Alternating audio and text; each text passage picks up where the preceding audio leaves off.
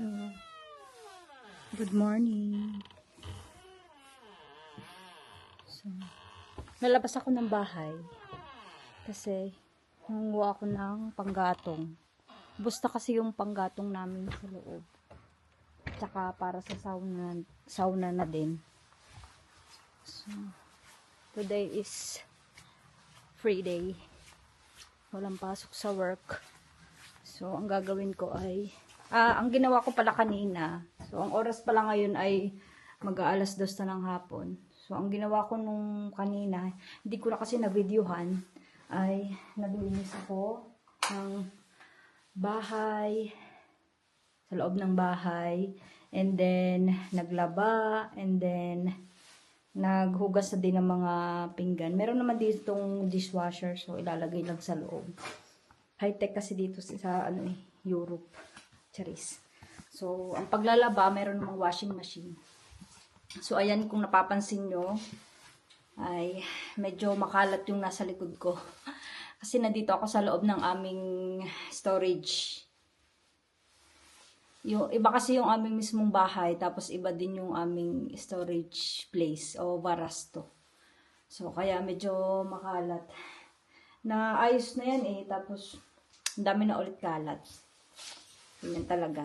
Okay lang yan kasi storage room naman to o place. Dito kasi nakalagay lahat ng mga gamit namin sa garden and whatsoever. Mga gulong ng sasakyan, ganon. Tsaka dito nakalagay yung aming firewood. So, papakita ko sa inyo. So, ayan.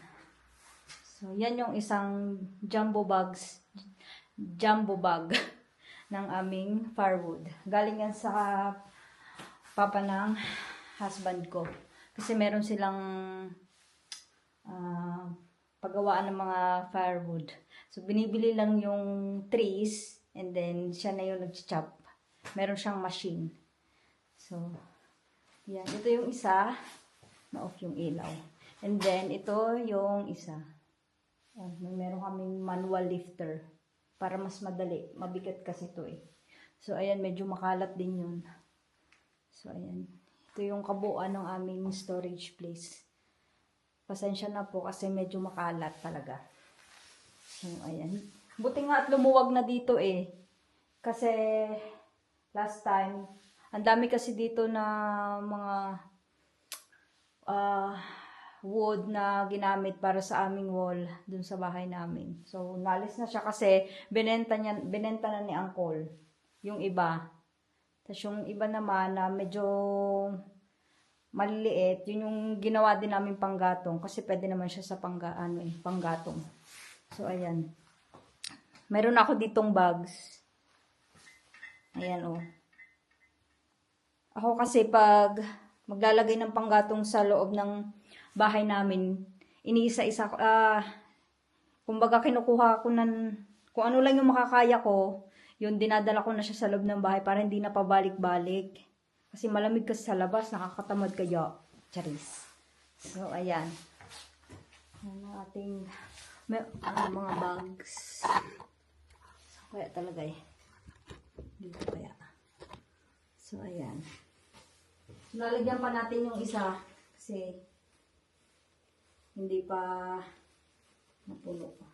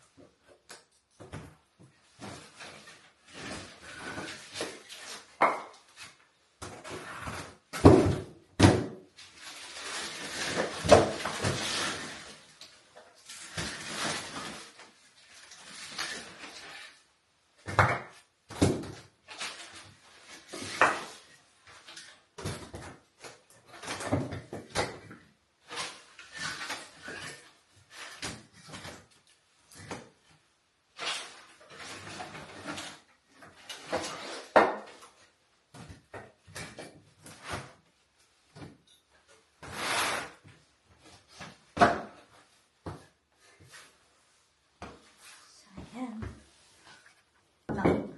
Sa dalawa, di ba, mabigat kayo. So, ayan. So, ngayon, dadalhin natin doon sa malapit sa sauna. Ayan. Wait lang. Kailangan nating... Ayan. Kunin na natin. Wait lang.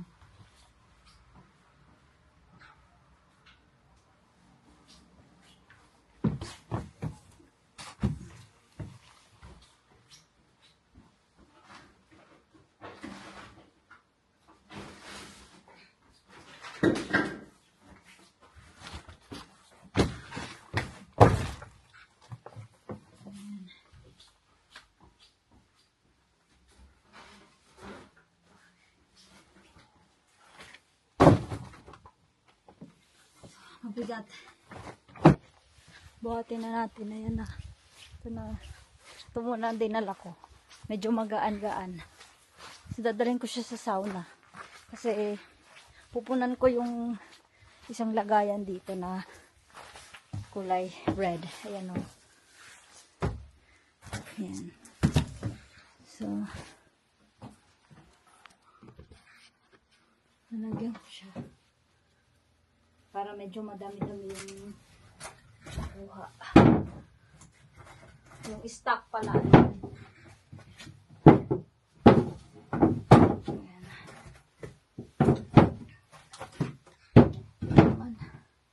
Yung paggatong.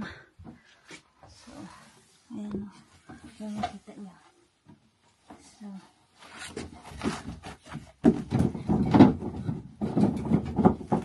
papuno na siya kasi nilagyan ko na siya kanina. Nalit yung ating video. So, balik tayo doon. Yung kulay blue naman, pupunan din natin.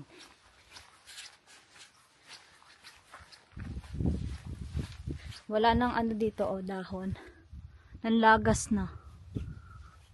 Kasi nga, winter na eh. So, ayan. Wait lang.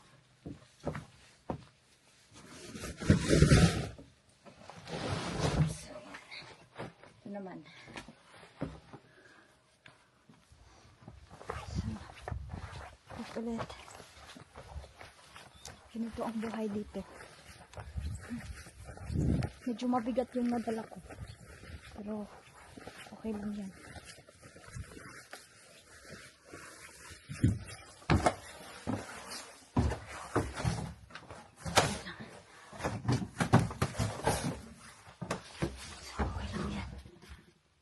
Nandito din yung aming pressure water. Kasi pag winter dapat yung mga gamit nakatabi na ba? Nakalago na. Kasi snow. So okay na yung kulay red. Dito naman tayo sa blue. Hindi ko alam kung paano. Patulo ba or pahiga? Tayo na lang. Para hindi napabalik-balik. Minsan kasi si Uncle, dalawang lang, yung ganito na plastic. Ako kasi, madamihan na agad. Para hindi na pabalik-balik. Ganito yung buhay dito sa probinsya. Pag sa city ka kasi nakatira, walang mga panggatong-panggatong.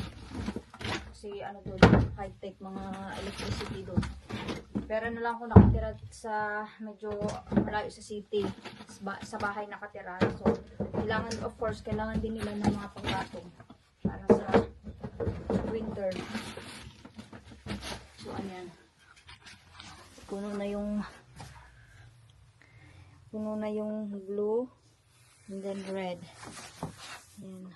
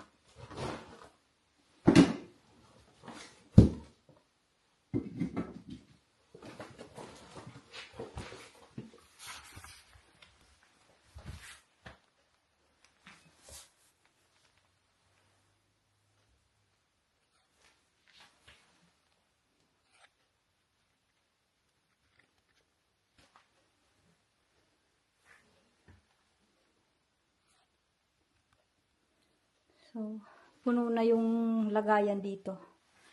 Ito nga pala yung aming chimney, oh. Yan. Noong December 2022 yan nabuo. Yan. 1 linggo din yan bago nabuo. Tagal-tagal din. Ano. Medyo pricey nga lang pero maganda. Matagal-tagal din yan. Tapos nandyan yung aming panggatong sa tabi para mas madali. O, diba? Yan yung chimney. Ito yung panggatong. O. Diba? So, yan. Tapos ko nang gawin yung mga ginagawa ko. Yung mga dapat gawin. Tapos na. So, after this, ay magpapahinga na ako. At talaga nga namang pinagpawisan si auntie ng malala. So, thank you for watching my videos. Salamat po sa mga nag-subscribe at sa patuloy na nanonood. At sa mga manunood pa. Marami pa tayong videos na i-upload. Sana marami. So, yun lang. Thank you so much, everyone. Malinis na yung bahay namin. And then, tapos na din yung, ano, ayan, oh. Linis na yan. Diba? So, yun. Salamat sa inyong lahat. So, yun lang po. Bye, everyone. Sa susunod ulit po ng mga videos. Bye!